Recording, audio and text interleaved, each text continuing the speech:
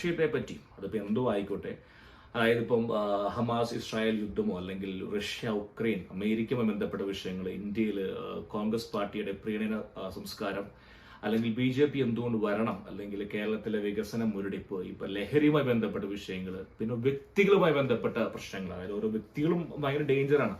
നമ്മൾ ചിന്തിക്കായിരിക്കും പ്രസ്ഥാനങ്ങളാണ് അത് ശരിക്കും പറഞ്ഞാൽ സമൂഹത്തിന് ഹാനികരമെന്ന്. ചില സമയത്ത് വ്യക്തികളും ഹാനികരമാണ്, അവർക്ക് പ്രത്യേക അജണ്ടയുണ്ട്.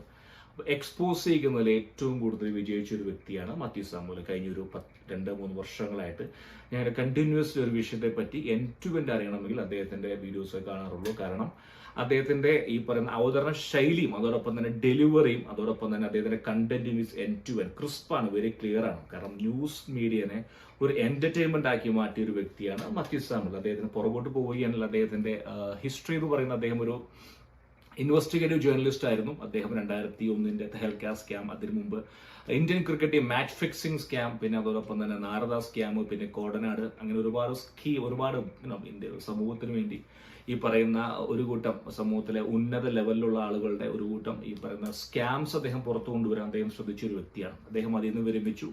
പിന്നെ ഡിജിറ്റൽ മീഡിയയിലേക്ക് വന്നു, യൂട്യൂബ് ചാനൽ തുടങ്ങി. അദ്ദേഹം തമാശ രൂപേണ തുടങ്ങിയ ഒരു ചാനലാണ് ഈ പറയുന്ന മാത്യു സാമുവൽ ഒഫീഷ്യൽ. അതിന്ന് ഒരുപക്ഷെ കേരളം മലയാളികളുടെ ഒരു അവസാന വാക്കായി മാറിക്കഴിഞ്ഞിരിക്കുകയാണ് ഇതില് ഈ പറയുന്ന ഒരു വിഷയത്തിന്റെ സത്യാവസ്ഥ മനസ്സിലാക്കാനായിട്ട്. ഇവിടെ ചർച്ച ചെയ്യാൻ പോകുന്ന വിഷയം എന്ന് പറയുന്നത് എന്തുകൊണ്ട് മാത്യു സാമുവൽ സാറിന്റെ സ്ഥാനം വർദ്ധിക്കുന്നു.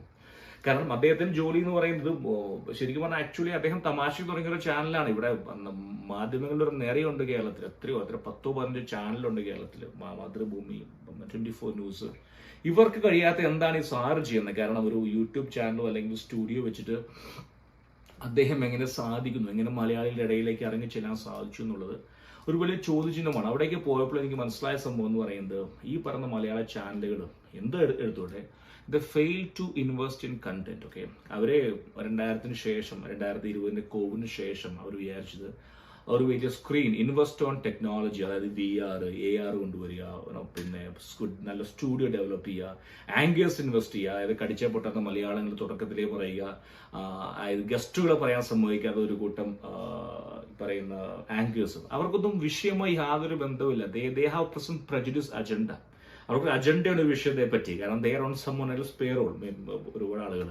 അപ്പൊ അതുകൊണ്ട് തന്നെ അവരുടെ അജണ്ട നടപ്പിലാക്കാൻ വേണ്ടി ഒരു കൂട്ടം ആളുകൾ മുന്നോട്ട് വെക്കുന്നത് എന്തൊക്കെയോ പറയുന്നു. നമ്മൾ